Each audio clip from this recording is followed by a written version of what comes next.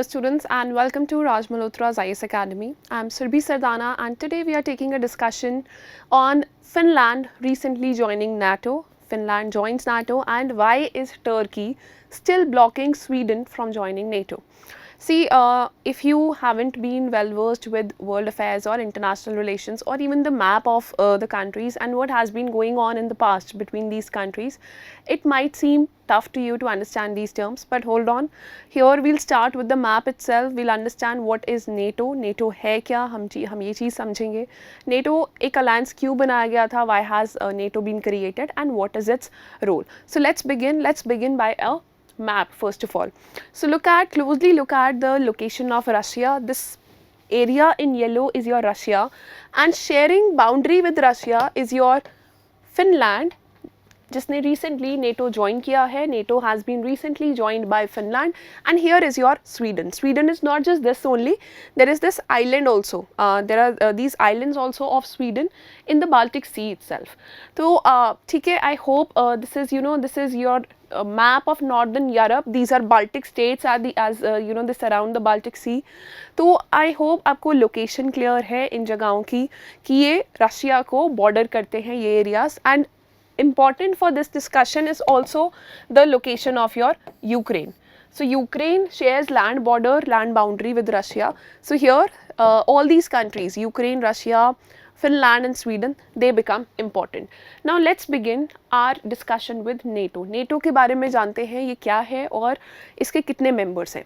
So see, till a few days ago, कुछ दिन पहले तक NATO के 30 members थे. NATO had 30 members up till a few days ago. But now this is the website of NATO and it says that NATO has 31 members and I'm zooming it here. Look at the latest member here. It is Finland which joined NATO in 2023. So latest members have been updated here. There are 31 members and the speciality about these members is that all these members they are from North America and Europe. North America से आपके 2 members हैं जो कि NATO के part हैं और बाकी सारी जो मेंबर कंट्रीज़ हैं the rest 29 countries they are from Europe. So let's look at this map. Look at the areas in blue here. Blue में अगर आप देखते हैं आप नॉर्थ अमेरिका में कनाडा और यूएसए, कनाडा और United States of America, these are members of NATO. और आपके पास जितनी भी बाकी ब्लू में कंट्रीज़ हैं these are other countries of NATO and these are part of Europe. जो आपको स्काई ब्लू में दिख रही हैं, whether it is Ukraine, whether that is Sweden, उन्होंने नेटो की मेंबरशिप के लिए अभी अप्लाई किया है. They have applied for the membership of NATO but they have not got it. So why is NATO such an important alliance. इसका ये organisation, ये अलायंस इतना इंपॉर्टेंट क्यों है और क्यों कंट्रीज़ नेटो का मेंबर बनना चाह रहे हैं. If you remember before Russia Ukraine war also, Russia launched a war against Ukraine because Ukraine की लैंड बाउंड्री है रशिया के साथ. Secondly Ukraine applied for a membership of NATO. So yes, why is NATO important. देखिए, जब आपकी cold war हुई थी, cold war between USA and Russia, तो आपका जो इंटरनेशनल सिचुएशन थी, ग्लोबल लेवल पे जो सिचुएशन थी, बहुत ज़्यादा टेंशन भरी थी. There were a lot of tensions between both of these countries and it was speculated that world war 3 might happen any time. दोनों कंट्रीज़ के पास न्यूक्लियर बॉम्ब्स थे, एटम बॉम्ब्स थे, तो हो सकता था कि इनमें से कोई भी कंट्री दूसरी कंट्री पर अटैक लॉन्च कर दे. So what they figured out was that they can have allies. अपने साथ उन्होंने और कंट्रीज़ को मिलाने की कोशिश की और तब आपका आया NATO. They started to have a grouping of allies and basically that is your North Atlantic Treaty Organization or North Atlantic Alliance. It is an intergovernmental military alliance. Military alliance है, political alliance नहीं है. military alliance है तो यहाँ पर ये एक दूसरे के लिए defense cooperation की बात करते हैं. They talk about defense cooperation for all the members of NATO. It was established in the aftermath of World War II. World War II जब ख़त्म हुई थी, आपका United Nations establish हुआ था, उसके बाद NATO आपका functioning में आया था due to this North Atlantic Treaty that was signed in Washington DC on April 4, 1949. So yes, NATO basically क्या है, collective security system है. इसमें क्या होता है नेटो में, what happens is that if there is an attack on any of the countries, मान लीजिए अभी 31 मेंबर्स हैं नेटो के, 31 में से एक भी मेंबर कंट्री पर अगर अटैक होता है, attack as in military attack happens and that is conducted by any country that is outside NATO, तो सारी कंट्रीज़ उस कंट्री का साथ देती हैं और सारी कंट्रीज़ मिलकर उस कंट्री की इंडिपेंडेंस के लिए और उसकी सिक्योरिटी के लिए फाइट करती हैं.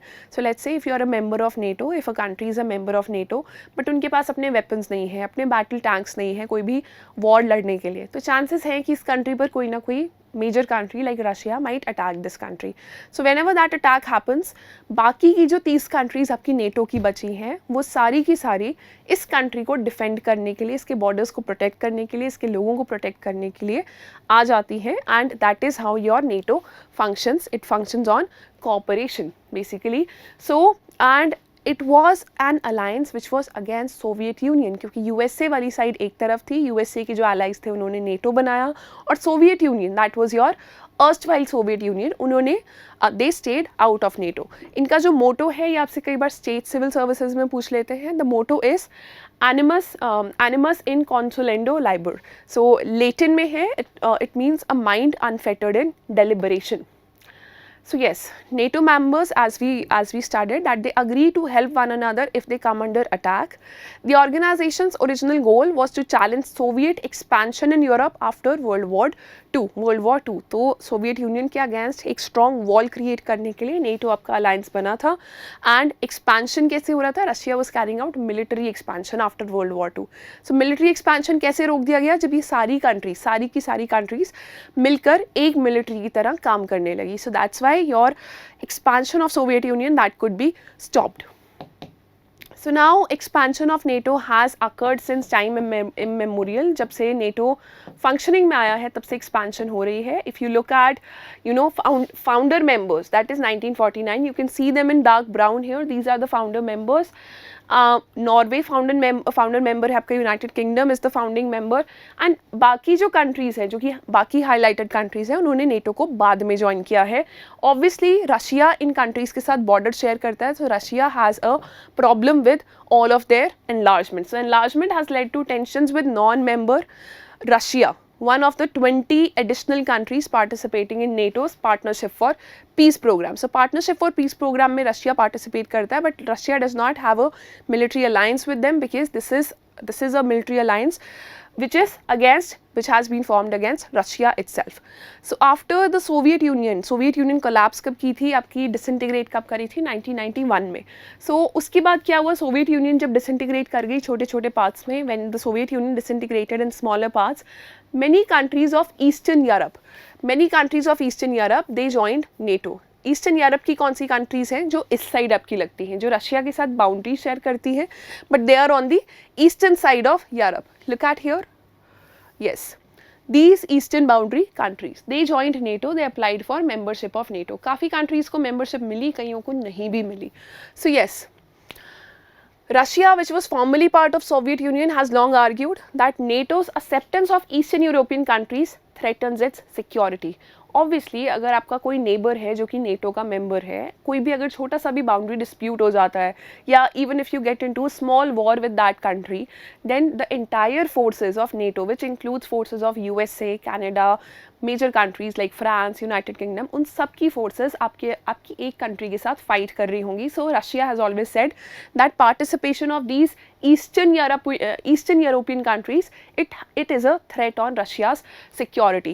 So yes, it has vehemently opposed Ukraine's request to join the alliance. आपकी जो रशिया यूक्रेन वॉर है उसके लिए भी जो आपके रशिया के पॉलिटिकल लीडर्स हैं उन्होंने यही स्टेटमेंट दिया कि यूक्रेन नेटो ज्वाइन करना चाह रहा था, इसलिए हमने उससे पहले ही वॉर लॉन्च कर दी, इसलिए उससे पहले ही हमने यूक्रेन पर अटैक कर दिया. So yes, that is the problem that is there. But today's issue is about that yes, recently Finland has joined NATO and why is Sweden not allowed to join. देखिए, जो NATO के members हैं इनमें veto powers होती हैं, तो अगर किसी नए मेंबर ने एड अप होना है तो बाकी सारे मेंबर्स अग्री कर रहे होने चाहिए. Other members should agree to let in new members, और जो नए मेंबर्स हैं वो भी कुछ फ़ायदा करने चाहिए नेटो को. They should also benefit NATO, otherwise why would somebody want to fight for some other country when this new country is not supporting them militarily or defense के लिए. So the reason that why Finland wanted to join NATO was because of this. Look at this. Here, if you can look at this clearly, Finland has 1340 kilometre long border with Russia. Finland का जो eastern side है वो पूरा का पूरा Russia से bordered है. And नीचे आपका यूक्रेन है जहाँ पर अभी रिसेंटली रशिया ने अटैक किया है last year. So yes, all these countries जो बाल्टिक स्टेट्स है या जो ईस्टर्न यूरोपियन कंट्रीज है काफ़ी डरी हुई हैं. They are very much afraid that Russia has nuclear weapons. तो वो अगर इन कंट्रीज़ पर अटैक कर देगा, बाल्टिक स्टेट्स हैं इनके पास न्यूक्लियर वेपन्स नहीं है, नाउ दे आर प्लानिंग कि ये न्यूक्लियर वेपन्स बनाएंगे, but these are peace loving nations. तो इनको अब डर है कि अगर रशिया इन पर अटैक करता है, who will safeguard them. So the easiest possible way to safeguard themselves is to join NATO.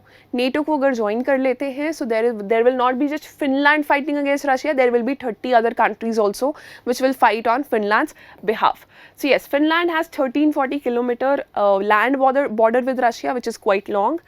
In 1948, जो आपकी दोनों कंट्रीज हैं, स्वीडन एंड फिनलैंड, स्वीडन और फिनलैंड नॉन अलाइनमेंट इन्होंने फॉलो किया है, न्यूट्रल रही है, ना ये रशिया की साइड रही है, ना ये नेटो के मेंबर्स की यानी कि यूएसए की साइड रही है. But now they have taken a side. In joining NATO, Finland is ending 7 decades as a non-aligned country. So that is very important here. That's why it is making news all over the globe, and Russia is not liking Finland's membership of NATO. So yes, when the Soviet Union collapsed, it edged closer to NATO.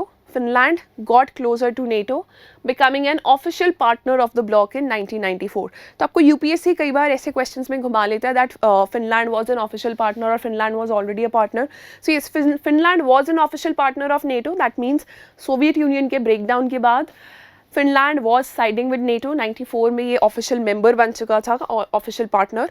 Soon after Russia's invasion of Ukraine, both Finland and Sweden asked to be given full entry to NATO as soon as possible because they are very scared that Russia might invade these countries as well. So yes, here is your Finland, which has this long border with Russia, as we saw. Here you have the Gotland Island. Gotland Island belongs to Sweden. ये Sweden का island है, Gotland Island, and this Gotland Island is very close to Russia. So yes, Russia has eye on this island, क्योंकि अगर Russia gets to Gotland Island तो उसको Baltic Sea में, जहाँ पर बहुत सारे आपके marine resources हैं, बहुत सारे natural resources हैं, उन पर Russia अपना हक जमा सकता है under the UN clause. So yes. Now why Finland has been allowed and Sweden is not being allowed? Turkey NATO का मेंबर है. टर्की स्वीडन को नेटो में आने से क्यों रोक रहा है? Why is Turkey stopping Sweden from entering NATO? And why is Turkey using its veto powers to stop Sweden from entering NATO? First thing is, Finland and Sweden, they have applied to join NATO together, but Turkey and Hungary, they have not yet approved Sweden's entry. ये दो countries थी, Turkey and Hungary, जिन्होंने Finland की भी NATO join करने की request बहुत ज़्यादा बाद में अप्रूव की थी. They were the last ones to approve the request of Finland to join NATO. Now Turkey has had riots. Turkey में प्रोटेस्ट रहे हैं और टर्की में प्रोटेस्ट करने के लिए कुछ ना कुछ ग्रुप्स रहे हैं जो कि जिनका दीज ग्रुप्स बेसिकली ये कहाँ पर एक्टिव हैं? ये टर्की में तो इलीगल हैं. दीज ग्रुप्स आर कर्ड्स, जिनको बोला जाता है कुर्ड्स और कर्ड्स बोला जाता है. टर्की में तो दीज आर इलीगल या इनकी जो पॉलिटिकल पार्टीज हैं these are illegal. But your Sweden and Finland, these are peace promoting nations और ये काफ़ी ज़्यादा लिबरल सोसाइटीज़ हैं. तो इन कंट्रीज़ में आप अगर बात करें कनाडा की, फिनलैंड की, स्वीडन की या और किसी Canada is not a Baltic state but Baltic nations की अगर आप बात करते हैं, so these are very liberal nations. ये अपनी सॉइल पर प्रोटेस्ट होने देती हैं. They feel that protest is the right of people, it is a human right, that is people are expressing their concerns. तो टर्की में जिन लोगों की वजह से रायट्स हुए हैं, कर्ड्स की वजह से, जो एंटी स्टेट जाकर जिन्होंने टर्की की गवर्नमेंट के ऊपर अटैक किया था, वो प्रोटेस्टर्स अब कहाँ एक्टिव हैं? वो स्वीडन और फिनलैंड में एक्टिव हैं.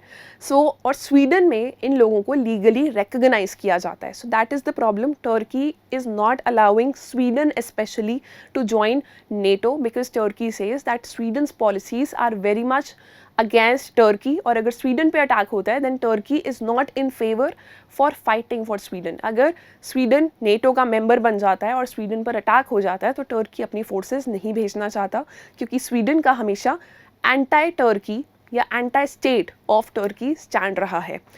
Yes, they were the last two member states to approve Finland's membership as well. Turkey on 30 and Hungary on 27th March. So Turkey's government had delayed allowing Finland to join, complaining that it supported Kurdish terrorists. It is still blocking Sweden's membership, accusing it also of harboring Turkey's enemies and allowing anti-Turkish demonstrations on its streets. So yes, this is something that we have understood. आपका ये Kurdistan workers party है जो कि Turkey में illegal declare कर दी गई है. This has been banned since 1984. But इसके जो मेंबर्स हैं they are active in Sweden where they are covered by free speech laws. Swedish government जो है इनको फ्री स्पीच लॉज के अंडर इनके प्रोटेस्ट को लीगल गारंटी देती है, इनको लीगल प्रोटेक्शन देती है. So that is something that Turkey does not like. Now why does NATO want Sweden and Finland? This is another part to the topic. ये तो हमने देखा कि स्वीडन को एंट्री क्यों नहीं दी जा रही है एंड फिनलैंड की भी एंट्री इतना डिले क्यों की गई. सेकेंडली, नेटो को क्या फ़ायदा होगा if Sweden and Finland join. First of all, if this is a military alliance, NATO is a military alliance, तो आपको जो पहला फ़ायदा होगा वो डिफेंस वेपन्स या डिफेंस टेक्नोलॉजीज़ का होना चाहिए, and that is the exactly the case here. So these two countries, Sweden and Finland, they have very strong, they have relatively very strong militaries. Finland has the capacity to mobilize 2,85,000 personnel and 650 tanks. That is huge for a small country like Finland.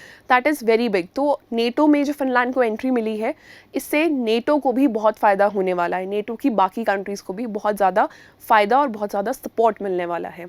Also Sweden has a strong air force and a submarine fleet. Submarine आपको कहाँ चाहिए? आपको Baltic सी में operate करने के लिए चाहिए. जो आपका नॉर्थ अटलांटिक ओशन वाला एरिया है वहाँ पर ऑपरेट करने के लिए चाहिए, बाल्टिक सी में ऑपरेट करने के लिए चाहिए, बिकॉज यहाँ पे टेम्परेचर्स बहुत लो होते हैं. And Sweden, because of this island called Gotland, Sweden इस एरिया में अपनी सबमरीन्स ऑपरेट करने के लिए काफ़ी ज़्यादा एक्सपीरियंस्ड है. Its submarines are very much experienced to operate in this area. So yes, in Baltic Sea conditions, strategically the two countries plug a hole in NATO's front line against Russia while enabling the alliance to project power into the Baltic Sea. तो यहाँ पर जब ये दो countries को entry मिल जाती है NATO में, बाल्टिक सी में जो नेटो का कंट्रोल है वो ज़्यादा बढ़ जाएगा.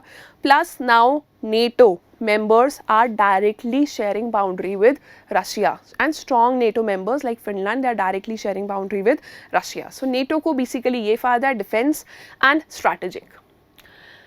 Now there is this peripheral सा issue है. Why is Ukraine not in NATO? Ukraine ने तो कब से membership के लिए अप्लाई किया हुआ है, तो यूक्रेन को member क्यों नहीं बनाया गया NATO का? First of all, Ukraine does not have a lot of defense technology, so yes, it does not benefit NATO. But yes, किसी भी इन्वेजन को प्रोटेक्ट करने के लिए, प्रिवेंट करने के लिए नेटो को यूक्रेन को अलाउ करना चाहिए था, बहुत पहले ही करना चाहिए था. बट अब प्रॉब्लम क्या है? NATO told Ukraine in 2008 itself that it could join NATO, but at some point in the future, कि अभी नहीं, because obviously there was this threat coming from Russia कि यूक्रेन पर रशिया अटैक कर देगा, जो कि लास्ट ईयर हमने देखा भी है, दैट रशिया अटैक्ड यूक्रेन. तो अगर ऐसी सिचुएशन हो जाती तो नेटो की सारी 30 की 30 कंट्रीज़ को, which includes countries like USA also, उन सब कंट्रीज़ को रशिया के अगेंस्ट फाइट करना पड़ता. तो हो सकता है एक वर्ल्ड वॉर 3 आ जाती है, बिकॉज सारी काफ़ी जो नेटो कंट्रीज़ हैं उनके पास न्यूक्लियर वेपन्स हैं जो कि रशिया के पास भी हैं. So as of now, if Ukraine was made a member, NATO countries would technically have to go to war with Russia. So that's why they delayed Ukraine's membership. काफ़ी intelligently इस membership को delay किया गया है, postpone किया गया है. And now we know what has been happening to Ukraine at the hands of Russia. So yes, that's all for the topic. बहुत ही सिंपल सा टॉपिक है. आपके जब भी IR इंटरनेशनल रिलेशंस के क्वेश्चंस आते हैं, first thing important is that do not read international relations questions without a map. Map रखिए अपने पास, एटलस रखिए, देखिए कौन सी कंट्रीज़ कहाँ है. नहीं तो गूगल में मैप खोल लीजिए, गूगल इमेजेस में. Understand the location of every country, क्योंकि जो आसपास जो कंट्रीज़ को प्रॉब्लम होती है मोस्टली आसपास की कंट्रीज से ही होती है. आसपास की कंट्रीज से ना हो तो कोई ना कोई हिस्टोरिकल प्रॉब्लम रहती है. तो वहाँ पर आपका सब्जेक्ट भी ऐसे ऐसे प्रिपेयर होता जाएगा once you move ahead. And आपका जो इंटरनेशनल रिलेशन, जो मैपिंग वाले क्वेश्चन आते हैं UPSC में, वो भी सॉल्व होते जाएंगे. One such question is this is the previous year question from 2016. तो आपके वहाँ पर community sometimes mention in the news, ये प्रीलिम्स में पूछा गया था कि कम्युनिटी है जो कि आपको कई बार न्यूज़ में देखने को मिलती है, and in the affairs of which country. First of all, Kurd या कर्ड. बेसिकली अभी हमने देखा कर्ड्स कहाँ पर एक्टिव हैं, टर्की में एक्टिव हैं. These are rebel groups in Turkey. यहाँ पर क्या लिखा है, बांग्लादेश लिखा है, so that is a wrong option. If you would have followed, अगर आप बेसिकली किसी भी टॉपिक को समझ कर फॉलो करते हैं तो आपके लिए यूपीएससी प्रीलिम्स क्रैक करना या सब्सिक्वेंट स्टेजेस क्रैक करना मुश्किल नहीं है. Try to understand things. जो आपके मधेसीज हैं ये नेपाल बॉर्डर पे मिलते हैं, जो आपका तेराई रीजन है उत्तराखंड का और नेपाल का, वहाँ पर मधेसीज मिलते हैं. फाइनली रोहिंग्या, जिनकी वजह से काफ़ी रिफ्यूजी प्रॉब्लम या ऐसा कह सकते हैं रिफ्यूजी इन्फ्लक्स को लेकर डिबेट्स रही हैं इंडिया में और इंटरनेशनल लेवल पर भी. तो ये कहाँ के रिफ्यूजीज हैं, ये म्यांमार के रिफ्यूजीज हैं. So yes, which of the pairs given above is or are correctly matched. So obviously first one is wrong. Kurds को आप टर्की से एसोसिएट कर सकते हो, नहीं तो वो स्वीडन और फिनलैंड में एक्टिव हैं, तो इसलिए यूपीएससी ने सीधा सीधा कोई आपको ऑप्शन ही नहीं दिया. So yes, only 2 and 3 are correct. That is your option C is right. So that is your correct answer here. Yes, and the answer is C. So yes, that's all for today's discussion. Stay tuned to our channel. We are launching a lot of videos regarding current affairs, very important topics covered by subject experts. So stay tuned and all the very best for your preparation.